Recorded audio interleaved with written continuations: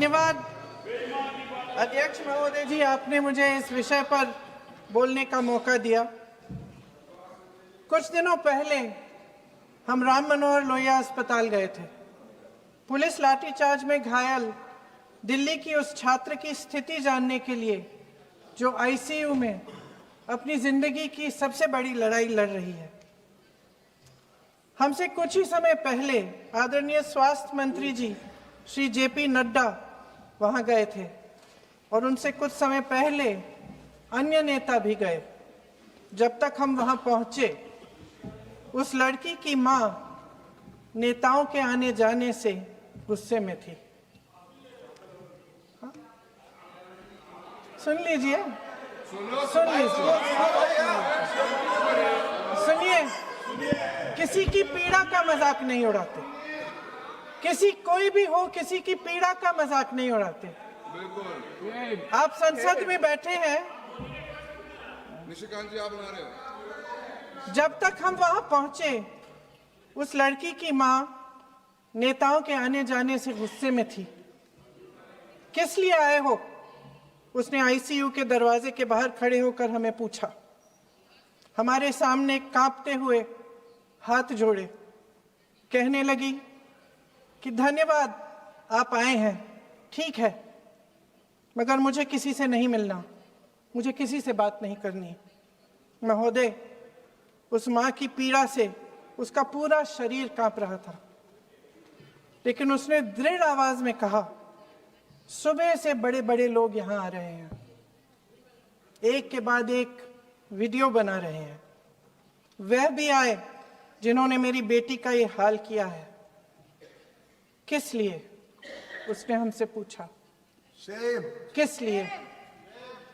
मेरी बेटी की बलि तो चढ़ गई है, लेकिन उसे कुछ भी हो जाए तो मैं उसके लिए अपने आप लड़ूंगी।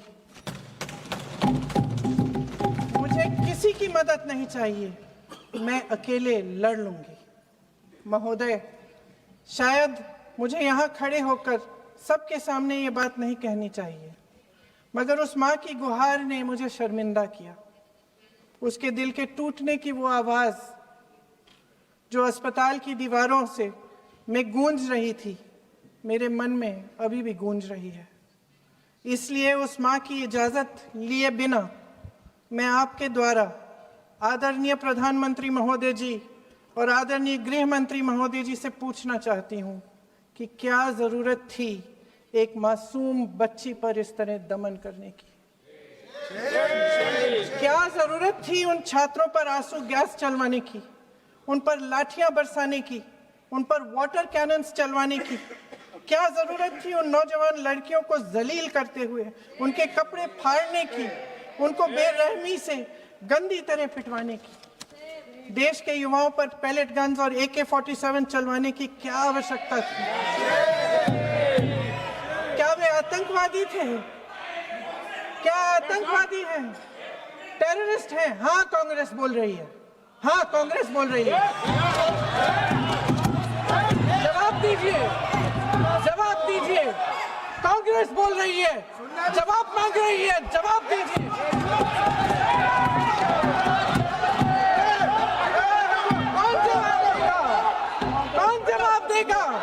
गृह मंत्री जी जवाब देंगे। किसने ऑर्डर दिया? किसने ऑर्डर दिया पैलेट गन्स चलाने के लिए? किसने ऑर्डर दिया? आपके माध्यम से मैं पूछती हूं अध्यक्ष महोदय, किसने ऑर्डर दिया? प्रधानमंत्री जी ने दिया? गृह मंत्री जी ने दिया? जवाब देंगे? पूरा देश पूछ रहा है, सिर्फ कांग्रेस पार्टी नहीं पूछ रही है, पूरा देश पूछ रहा है। अध्यक्ष महोदय, देश के माता पिता पूछ रहे हैं, छात्र पूछ रहे हैं, अध्यापक पूछ रहे हैं, पूरा देश आज ये पूछ रहा है। और आपकी जिम्मेदारी बनती है कि आप इस सवाल का जवाब दें। क्यों डरते हैं आप इस देश के नौजवानों से? क्यों डरते हैं आप इस देश की बुलंद आवाज से? और उस आवाज को दबाने का हक आपको किसने दिया है? महोदय, ये सदन यहाँ बैठे हुए सांसदों की जागीर नहीं है, ये इस देश की अमानत है। यहाँ बैठे हम सब, इस देश की जनता, इस देश के युवाओं, बुजुर्गों, गरीबों, अमीरों और सब धर्मों, सब वर्गों के देशवासियों के सेवक हैं। हम उनके प्रतिनिधि हैं और ये सत्ता हमें उन्होंने ही दी है। इस देश का संविधान हमारी सर आंखों पे, इस देश का लोकतंत्र सर्वोपरि है। इसे ध्वस्त करना पाप है। यह करोड़ों जनता हमसे सिर्फ एक चीज मांगती है, जवाबदेही। इंग्लिश में इसे अकाउंटेबिलिटी कहते हैं। हमें सत्ता देकर, हमें यहां तक लाकर सिर्फ उसकी ये गुहार है कि जो हम करें उसकी भलाई के लिए करें, और अगर उनके साथ अन्याय हो तो हम उनके प्रति जवाबदेह बने और उन्हें न्याय दिलवाएं। पिछले दिनों हजारों बच्चे सड़क पर उतरे। उन्होंने अपनी पीड़ा व्यक्त की। गांधी जी के दिखाए हुए रास्ते पर अहिंसा और सत्य को अपने दिलों में रखते हुए गाते, मुस्कुराते हुए शांतिपूर्वक प्रदर्शन किया। लोकतंत्र के सबसे पवित्र सिद्धांत के तहत उन्होंने अपनी आवाज उठाने का अधिकार कायम किया। ये उस भारत के बच्चे हैं जो गांव में रहते हैं, जो महानगरों में रहते हैं, जो छोटे कस्बों में, छोटे शहरों में रहते हैं, जहां माँ अपने गहने बेच देती है, पिता अपनी जमीन गिरवी रख देता है, एक परिवार अपनी पूरी जिंदगी की कमाई बच्चे के सपने पर खर्च देता है। और अब उन्हीं बच्चों को लगने लगा है कि आज इस देश में मेहनत से ज्यादा बेईमानी मायने रखती है, मेरिट से ज्यादा पैसा मायने रखता है। तब सिर्फ एक छात्र नहीं हारता, उम्मीद हारती है। इन परेशान बच्चों ने अपनी उम्मीदें आपसे साझा की। उनकी मांगे क्या थी? कि पेपर लीक करके उनके साथ जो बार बार अन्याय किया जा रहा है उस पर कार्रवाई की जाए, कि जो सिस्टम उनके भविष्य को कुचल रहा है उसे सुधारा जाए, कि जो माफिया उन्हें घेरे हुए है उसे हटाया जाए, कि जिस मंत्री के कार्यकाल में यह सब हुआ वह इस्तीफा दे, कि उन पर बर्बरता करने वालों पर कार्रवाई की जाए और उसके लिए माफी मांगी जाए। बस यही उनकी मांग थी ना, कि जो शिक्षा और स्वतंत्र अभिव्यक्ति का अधिकार उन्हें संविधान ने दिया है उसे कायम रखा जाए। महोदय, हमारे एजुकेशन सिस्टम में कुछ समय से बहुत खामियां भर चुकी हैं। बच्चों पे जो प्रेशर डाला जाता है उसकी वजह से सैकड़ों बच्चों ने आत्महत्या कर डाली है। उससे भी ज्यादा बच्चे डिप्रेशन में डूब रहे हैं। परिवारों पर बच्चों को पढ़ाने लिखाने के लिए घूस, capitation fees, tuition fees, coaching fees आदि के घिनौने दबाव हैं। लोन लेने पड़ते हैं, सामान बेचना पड़ता है और उसके बावजूद कोई गारंटी नहीं कि उनके बच्चों के भविष्य मजबूत बन पाएंगे, क्योंकि बेरोजगारी चरम पे है। इस सरकार ने रोजगार पैदा करने वाले सभी सेक्टर्स को लगातार कमजोर किया। एग्जामिनेशन सिस्टम खुद फेल हो गया है। पिछले दशक में 152 पेपर लीक हुए, 750 करोड़ छात्र प्रभावित हुए, मगर एक भी दोषी, एक भी माफिया को सजा नहीं।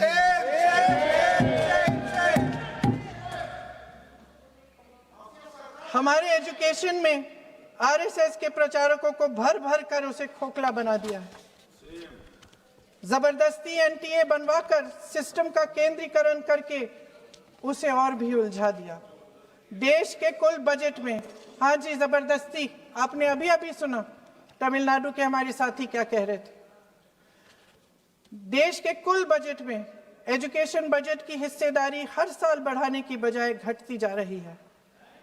1.4 लाख करोड़ रुपया का पूरा बजट एजुकेशन बजट है और 1.32 लाख करोड़ सिर्फ नीट देने वाले 22 लाख बच्चों के परिवारों से हर साल खींचा जाता है। एक और शर्मनाक आंकड़ा भी है। 1.4 लाख करोड़ रुपया हमारा पूरा एजुकेशन बजट और 16 लाख करोड़ रुपए जो मौजूदा सरकार ने बड़े उद्योगपतियों के लोन माफ किए हैं। सोचिए कि इस सरकार की प्राथमिकताएं क्या है।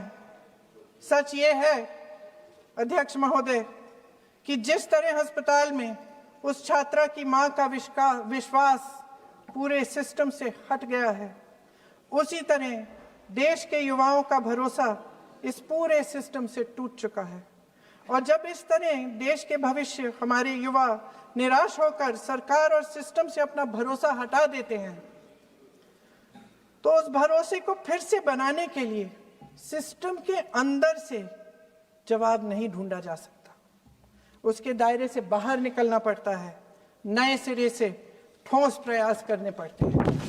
अफसोस की बात यह है अध्यक्ष महोदय कि इतना हो जाने के बाद भी आदरणीय प्रधानमंत्री महोदय जी और उनके साथी इस सच्चाई को समझ नहीं पा रहे हैं। वे अभी भी ये सोच रहे हैं कि पीआर, नैरेटिव चेंज और पालतू मीडिया के सहारे एक बार फिर उनकी नैया पार हो जाएगी। परसों शिक्षा मंत्री जी ने शर्मनाक परिस्थितियों में अपना इस्तीफा दिया और कल यहीं मकर द्वार पर मेरे सत्ता पक्ष के सांसदों ने जिंदाबाद के नारे चिल्लाते हुए उनका संसद में ऐसे स्वागत किया जैसे मानो कोई सुपरस्टार पहुंच गए हैं। विडंबना देखिए महोदय, जब भूतपूर्व शिक्षा मंत्री को मुकुट पहनाया जा रहा था, स्वागत हो रहा था उनका, तब महाराष्ट्र में एक परिवार पेपर लीक पीड़ित अपनी बेटी की आत्महत्या का शोक मना रहा था। आपकी सरकार ने देश के करोड़ों छात्रों को क्या संदेश दिया? आपको किस बात का गौरव है, किस बात का अभिमान है? ये कौन सा अहंकार है? जहां आंखों में शर्म होनी चाहिए, वहां बेशर्मी और स्वागत के नगाड़े बजाए रह रहे हैं। एक तरफ मातम है, दुख है, यहां फूल माला डाल रहे हैं। कोई आप पर कैसे यकीन करे? प्रधानमंत्री महोदय जी ने नया शिक्षा मंत्री चुना, एक ऐसे व्यक्ति को इस पद पर आसीन किया जिसने एक गर्भवती महिला के बलात्कारियों की रिहाई पर अपनी सहमति व्यक्त की, खुशी जताई। देश की करोड़ों लड़कियों को प्रधानमंत्री जी ने इससे क्या संदेश दिया? सर, अखबारों में है। अखबार में नहीं, मेरा कुछ भी बोल के चले जाते हैं क्या? अरे तो कैसा क्या है इनके पास? ऐसा ही कोई आरोप लगा दीजिएगा, कोई नियम कानून नहीं है।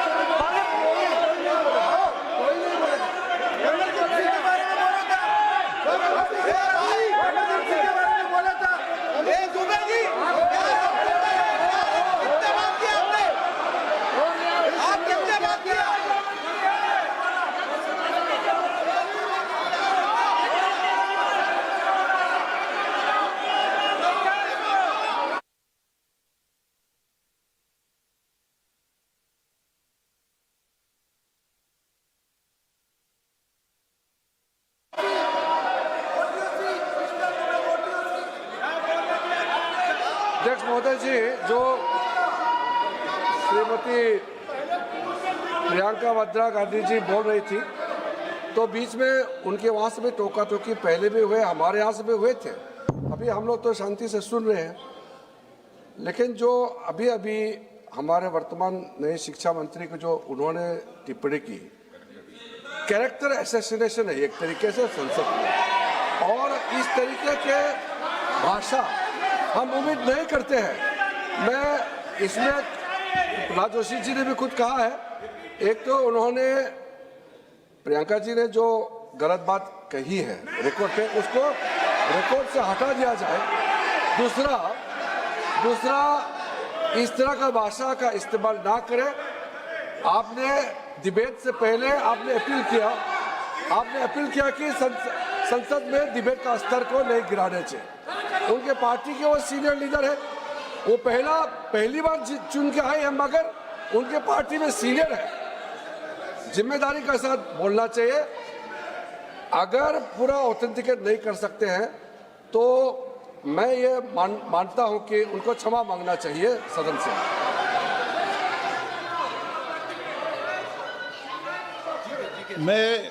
मेरा मत ये सदन के अंदर, ये सदन सर्वोच्च लोकतांत्रिक संस्था का सदन है, इसका एक एक शब्द हमेशा रिकॉर्ड में रहता है। मैं माननीय सदस्य से आग्रह करूंगा कि बिना तथ्यों के हमें इस तरीके के सदन के पटल पर बात नहीं होनी चाहिए।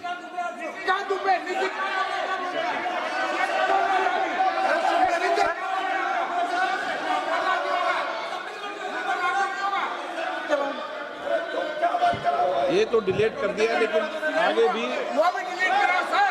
ये जो निशिकांत बोलता वो भी ये सीधे क्या बोल रहा था, क्या कर रहा था सर जो प्रहलाद जोशी जी ने बिल्किस बानो के बलात्कारियों की रिहाई पर जो बयान दिए, उसका प्रमाण मैं आपको दे दूंगी, मैं भेज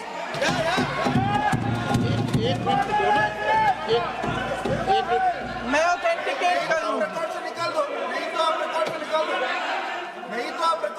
स्पीकर का डायरेक्शन 115, उनको पहले ऑथेंटिकेट करने के लिए सर, ऑथेंटिकेट करेंगे उसके बाद वो आगे बढ़ेंगे, ऐसे नहीं होगा। पहले ऑथेंटिकेट करने दो सर। उनको ऑथेंटिकेट करने के लिए कहिए, ऑथेंटिकेट करने कहिए उनको।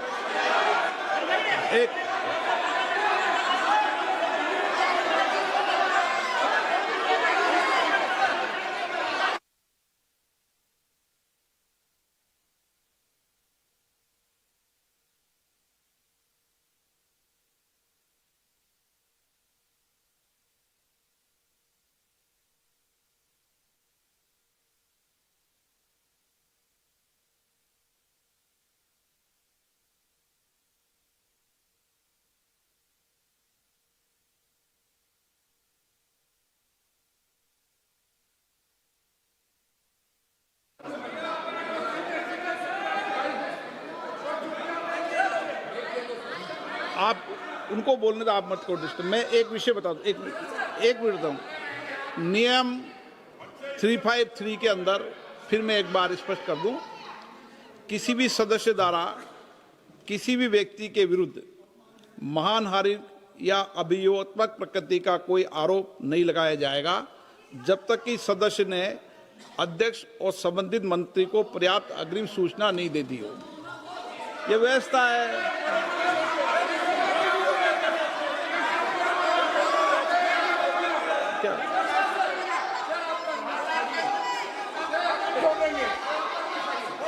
House, ma'am, the same house, Honorable Shrikant Bey told, still that is in the record about Indira Gandhi ji. Still that is in the record.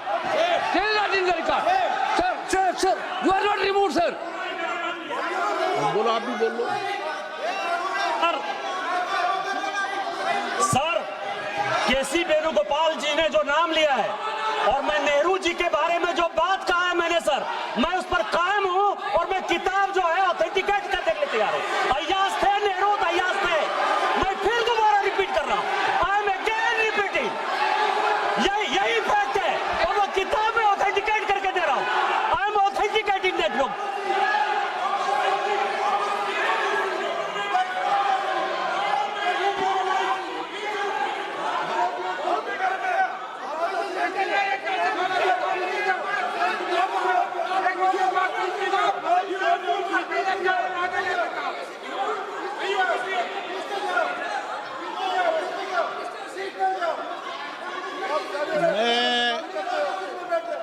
मैं जब आसन पर होता हूं, जो मैं व्यवस्था देता हूं, चाहे सत्ता पक्ष हो या प्रतिपक्ष हो, मैं समान व्यवस्था देता हूं। मैं जब आसन पर होता हूं,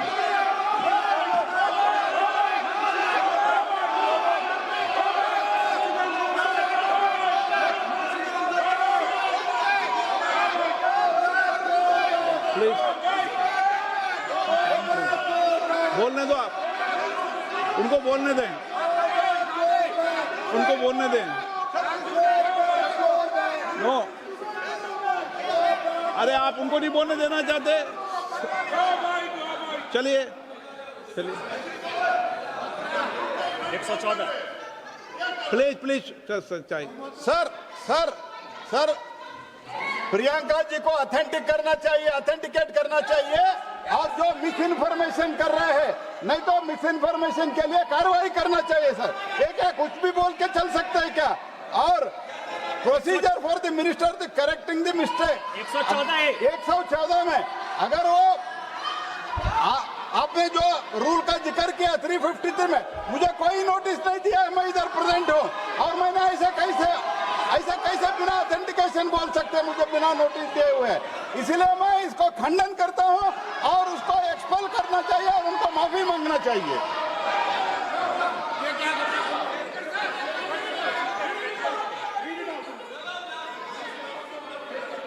नहीं ये चैप्टर आगे नहीं बढ़ेगा सर। बिल पे केवल बिल पे।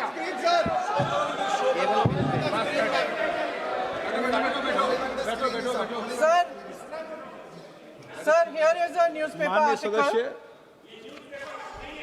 सर पूरा बुक ही नहीं दिया आपने, बुक ही नहीं दिया सकता है। Sir written by a respected माननीय journalist. सदस्य, I will authenticate using this, sir. आप माननीय सदस्य प्लीज इसको छोड़ दें।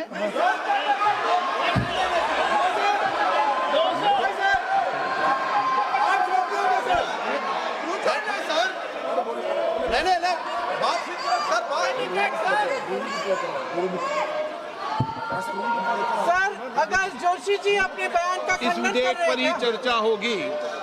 आप इस बयान का खंडन कर रहे हैं क्या नहीं, जोशी जी माननीय से पूछेगा। सदस्य, मैं आपसे फिर आग्रह कर रहा हूं, इस सदन में इस विधेयक पर ही चर्चा होगी। फिर भी नो, पंडित लालू को क्या ये विधेयक का विषय नहीं है। आप नो, आप बोलो तो विधेयक पर बोलो, ये मेरी अपेक्षा आपसे। प्लीज सर, कभी- छोड़िए, ये रख दो। इस विषय को छोड़िए।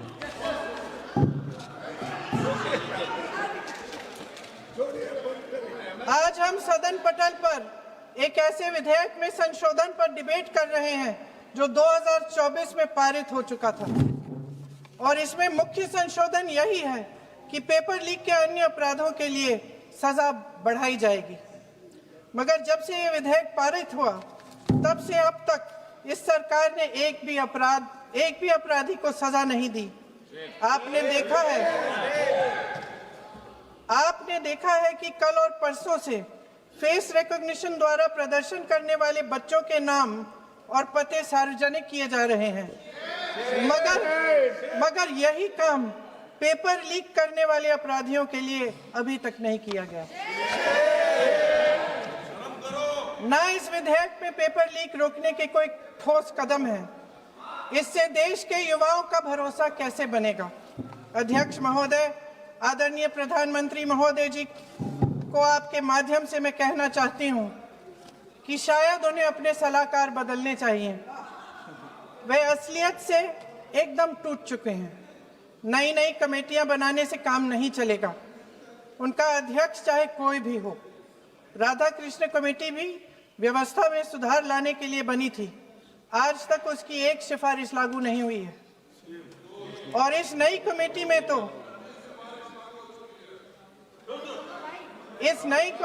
तो एक एक्स-आईबी चीफ, फिर चिल्लाएंगे, एक एक्स-आईबी चीफ, एक आईटी कंपनी के मालिक और एक गौमूत्र के विशेषज्ञ भी हैं।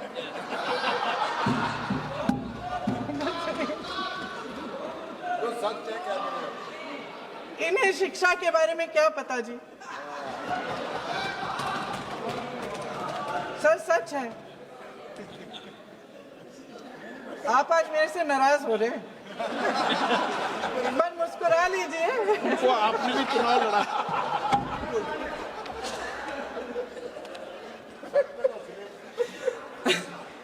सर फास्ट ट्रैक कोर्ट्स का रिकॉर्ड पहले से ही बहुत खराब है। वैसे भी कल की सुनवाई में सीबीआई का वकील पेश ही नहीं हुआ। संसद में विपक्ष को दोषी ठहराने से, खोखले राजनीतिक खेल खेलने से काम नहीं चलेगा। आप जेन जी का भरोसा वापस जीतना चाहते हैं तो नए एंगल से अपने फोन से नए वीडियो बनाने से नहीं होगा।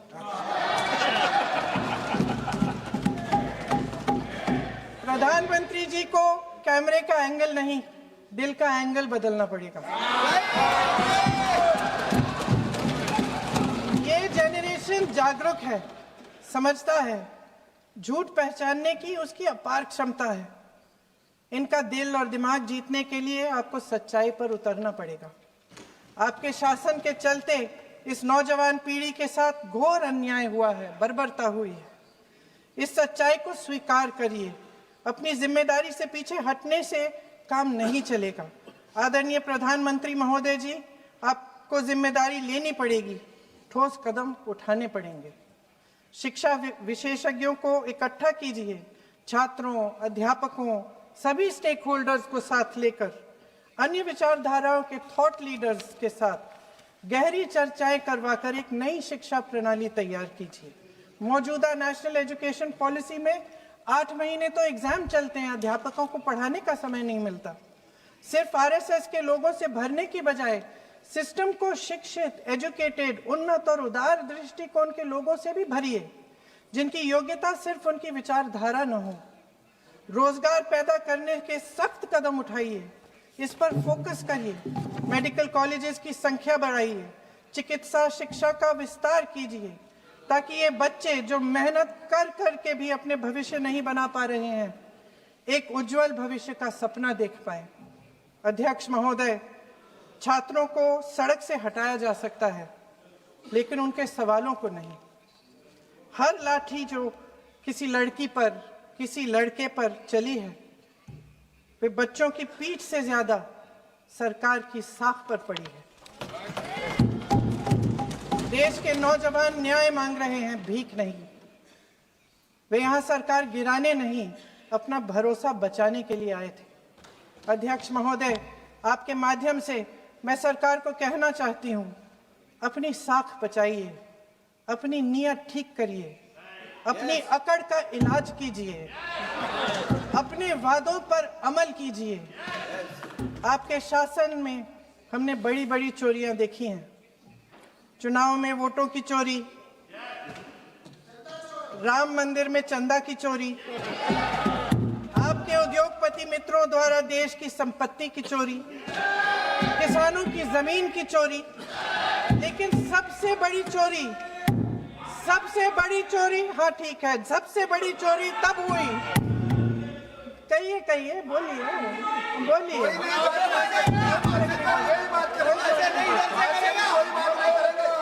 सुन लीजिए, शांति से सुन लीजिए,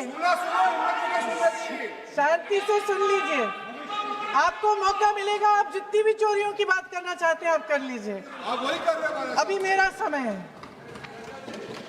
सबसे बड़ी चोरी तब हुई जब देश के नौजवानों के भविष्य, उनके सपने चुराए गए। भविष्य की चोरी, सपने की चोरी किसी भी चोरी से कहीं बड़ी होती है महोदय। अगर देश का युवा निराश हो जाए, अगर देश का युवा निराश हो गया, उसकी उम्मीद टूट गई, तो सबसे बड़ी हार भारत की हार होगी। और हम कांग्रेस और विपक्ष के लोग जान दे देंगे, मगर भारत की हार नहीं होने देंगे। जय हिंद। सर, अब तो मुस्कुरा लीजिए, भाषण खत्म।